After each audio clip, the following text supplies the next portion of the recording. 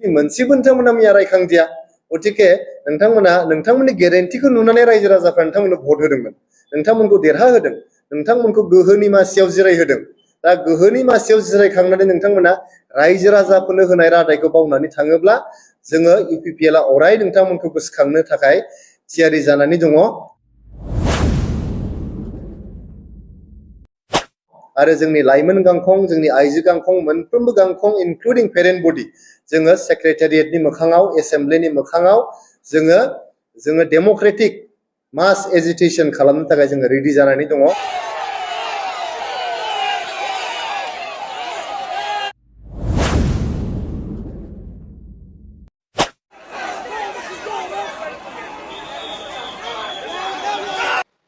खुलुमबाय रायजोफोर गिबिसिन थाराव फिथांखि ब्लग इउट्युब चेनेलनिफ्राय रायजो राजा बयनिसिमबो फुंबिलिनि गोजोननाय बावहरनाय जाबाय जायफ्रा सानफ्रोमबो खौरां खोनासंनो मोजां मोनो नोंथांनि थाखाय आङो माखासे रिपर्ट्सफोरखौहाय लानानै फैबावबाय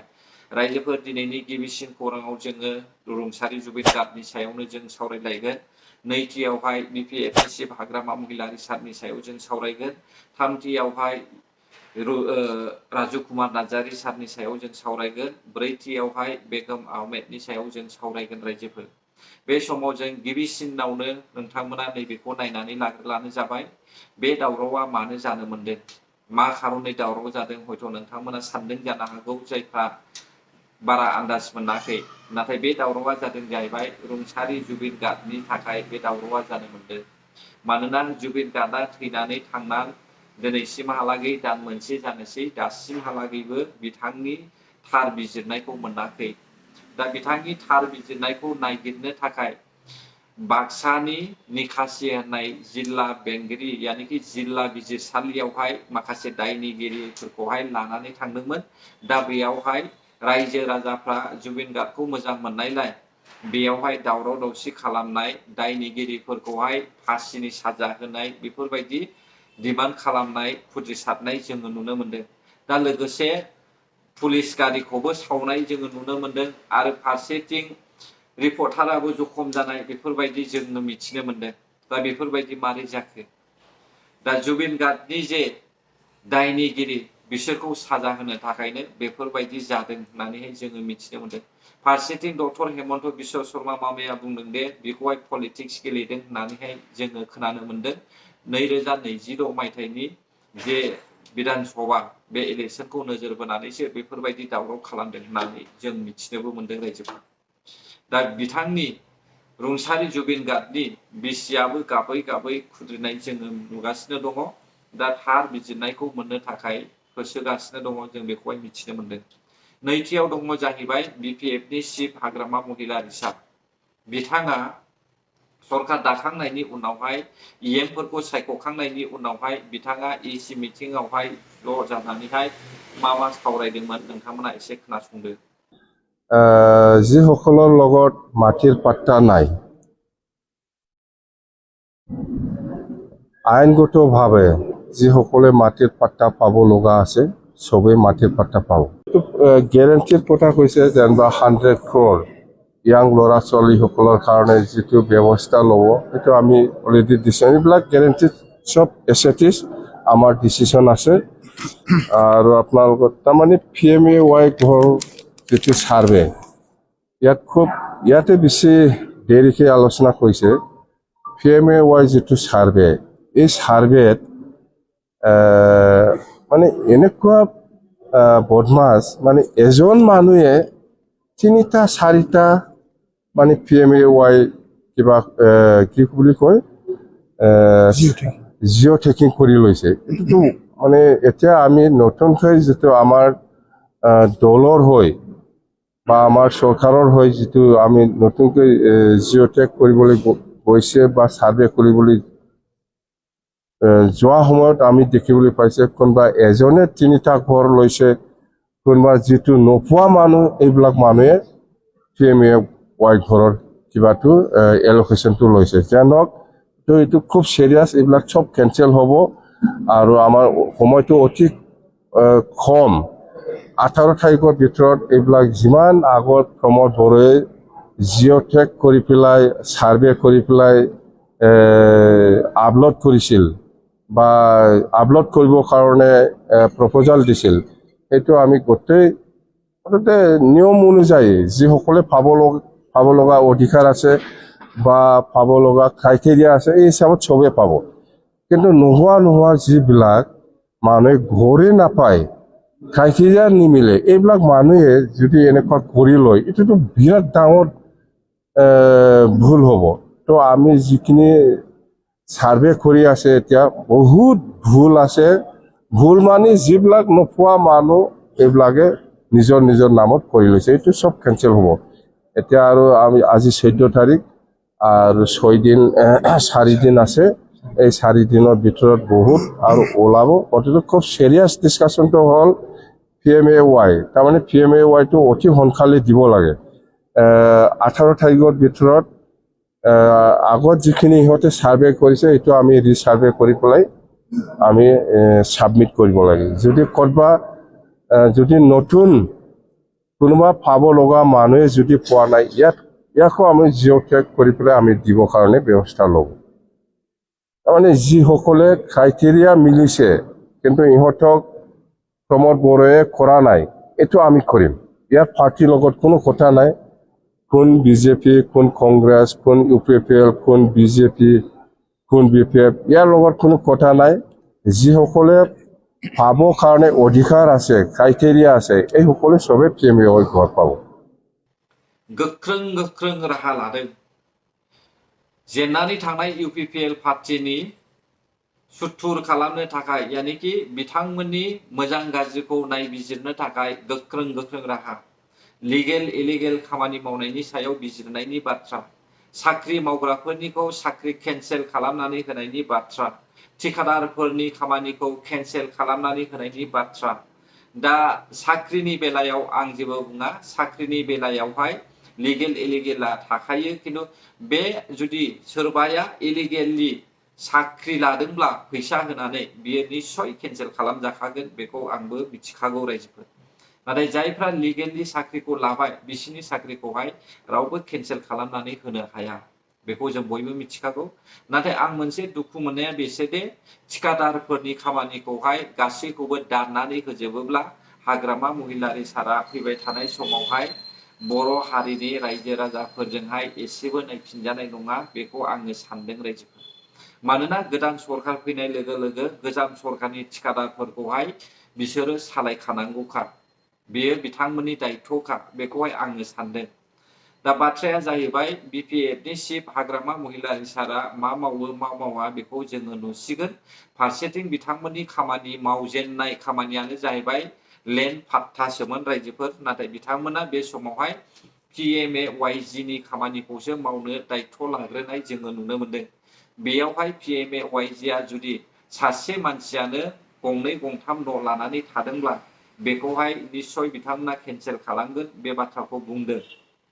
आरो फारसेथिं जिअ'टेकिं बे जिअ'टेकिंखौहाय खालामनाय बेवहाय आरोबाव खालामफिननाय जागोन बेबायदि बाथ्रा बुंनायखौबो जोङो खोनानो मोनदों नाथाय आं बेखौसो बुंनो सानबाय दाना बे समावहाय बुंनो थाखायबो मोजां जाबाय BPFनि रायजो सासन खालामनाय समावसो सासेयावनो गंनै गंथाम न' लानानैहाय फैसा जानाय जोङो नुदोंमोन आरो जब कार्डखौ सिन्थायनो मेम्बार सासेयानो जमा लानानैहाय फैसा बाहायनाय जोङो नुनो मोनदोंमोन दा बैसोर खामानियासो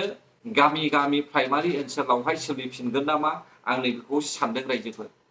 जायफ्रा मोनथावना न' मोनथावना बेखौ सिन्थे न' मोनथावना नङै खालामनानैहाय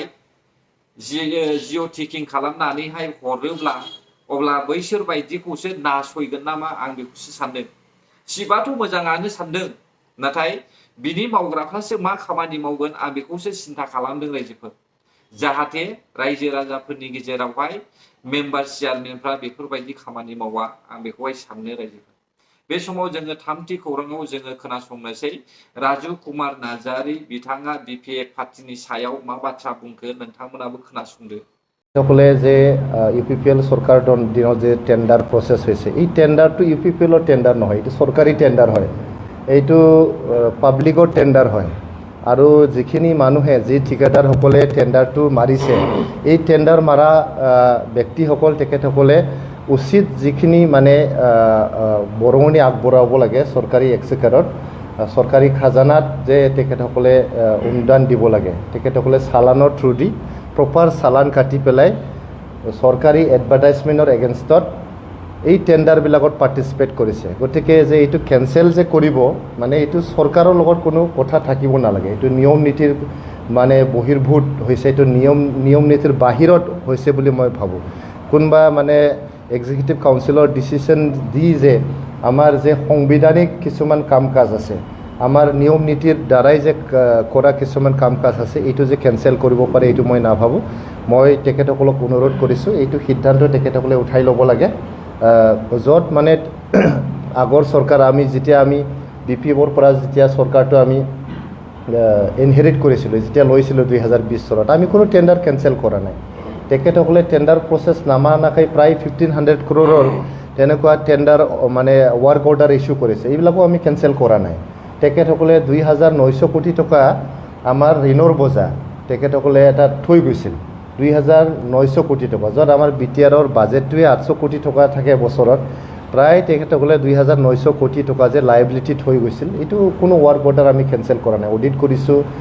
আমি চাইছোঁ যিখিনি প্ৰপাৰ প্ৰচেছ দি তেখেতসকলে ৱাৰ্ক অৰ্ডাৰ দিছিল সেইবিলাকৰ আমি 300 কোটিতকৈ অধিক যে লাইবিলিটি বিল আছে এই লাইবিলিটি বিলবিলাক আমি দিছোঁ আৰু আমি এতিয়া অনুৰোধ কৰিছোঁ তেখেতসকলৰ দিনত 2020 চনৰ আগত যিমান এইবিলাক ৱাৰ্ক অৰ্ডাৰ পাই পেলাই যে লাইবিলিটি বিল পাবলগীয়া আছে এই লাইবিলিটি বিলবিলাক যাতে সোনকালে ঠিকাদাৰবিলাকক দিয়ে এইটোকে আমি অনুৰোধ কৰিছোঁ গতিকে তেখেতসকলে এই টেণ্ডাৰ কেঞ্চেল কৰা কিবা কৰা এনেকুৱা ভিণ্ডিকটিভ পলিটিক্সটো বাদ দিয়ক এইটো মানে আপোনালোকে অতীতত যাই পেলাই কাম কৰি থাকিলে ৰাইজক যি প্ৰতিশ্ৰুতি দিছে আপোনালোকে এই ৰাইজৰ প্ৰতিশ্ৰুতি দিয়া কামবিলাক আপোনালোকে ভৱিষ্যততহে কৰিব লাগিব আপোনালোকে যদি অতীতত আটকি থাকে যে UPPL কি কৰিছে এইটো আমি আনডু কৰিম UPPL সেইটো কৰিছে আমি এইটো কেঞ্চেল কৰিম এনেকুৱা যদি এটা ভিণ্ডিকটিভ পলিটিক্স লৈ আপোনালোকে BTRৰ রাইজক সেৱা কৰি বলে আহিছে এইটো আপোনালোকৰ ডাঙৰ ভুল হ'ব আৰু ৰাইজে আপোনালোকক ক্ষমা নকৰিব बिथाङा थार बाथ्राखौनो बुंदों जों बयबो मिथिगौ जुदि हाग्रामा महिलारि सारा नङै खामानिफोरखौनो माने पसिबल खालामनानै खामानि मावोब्ला अब्ला बिथाङा फैबाय थानाय समावहाय निश्चय गोग्लैफिननायनि लामायाव फैगोन मानोना UPPL पार्टिया जोबनानै थाङाखै UPPL पार्टिया नेनानैसो दङ फैबाय थानाय 5 बोसोर आरो जानानै थांनाय 5 बोसोर बेखौहाय सुनायलायनोसो बिसोरबो नेनानै दङ दा हाग्रामा महिलारि सारा महिलाफोरनि 40 कोटी थाखाखौबो रायखाङाखिसै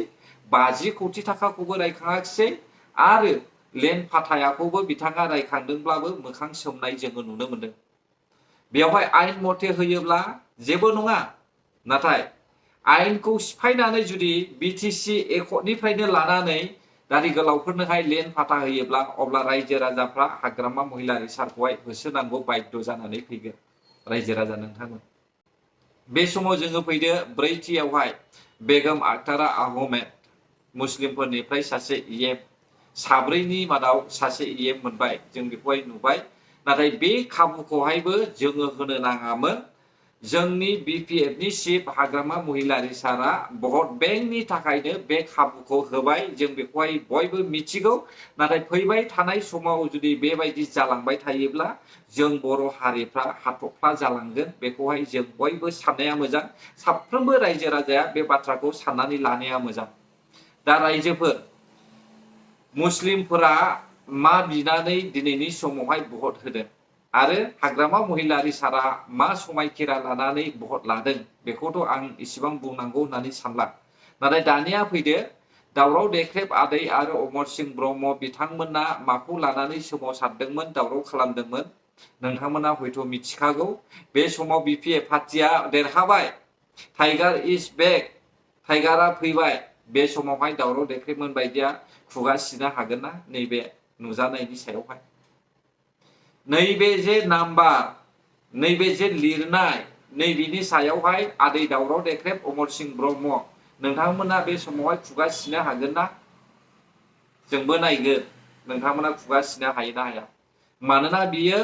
2019 मायथाइयावहाय BPF पार्टियानो PIL होनाय मोनसे रिपर्ट होननानै जों मिथिनो मोनदों बेसेबां सैथो आंबो मिथिया नाथाय आं मोनथिनाय मथेब्ला बेखौ बिपिएफ पार्टियानो केस होदों बांगालफोरखौहाय होखारनांगौनि थाखाय। नाथाय इउपिपिएल पार्टिया दावराव दावसि खालामनायखौहाय नाजायालासे बिसोरो इनडाइरेक्टलि बिसोरखौहाय होखारनो हानायनि खामानिखौ मावबाय थादोंमोन। नाथाय बेखौहाय आदै दावराव देख्रेब अमर सिंह ब्रह्म बिथांमोना बुजियाखिसै रायजोफोर। बे समावहाय नायदो बेयाव नोंथांमोना नाय बेयावहाय सेनानै लाजानाय न'खरफ्रानो गासै 17,407टा न'खर दङ। बे 17,407टा न'खरखौहाय मुस्लिमफ्रा सेनानै लादों आरो इलिगेलि बेयावहाय हा सेनानै लानाया गासै 54,000 बिगा ओमफ्राय 798 4 काटा 9 लेसा बिगा हाखौहाय बिसोरो इलिगेलि सेनानै लादों। दा बे हानिफ्रायनो होखारनो थाखाय बिपिएफआनो केस होदोंमोन नाथाय बेखौ दासिमबो मावनो हायाखै। दा बै हाखौनो बिपिएफ पार्टिया होफिननो ना मायो बेखौहाय जों नायदो रायजोफोर। जों नुसिगोन नैबे 5 बोसोरावहाय। जुदि बेखौ मावनो हायाब्ला अब्ला बिपिएफ पार्टिखौहाय जोङो उल्था होसोफिननायनि समा जानानै फैगोन। मिथिबाय दा? आरो बेखौ मावोब्लाबो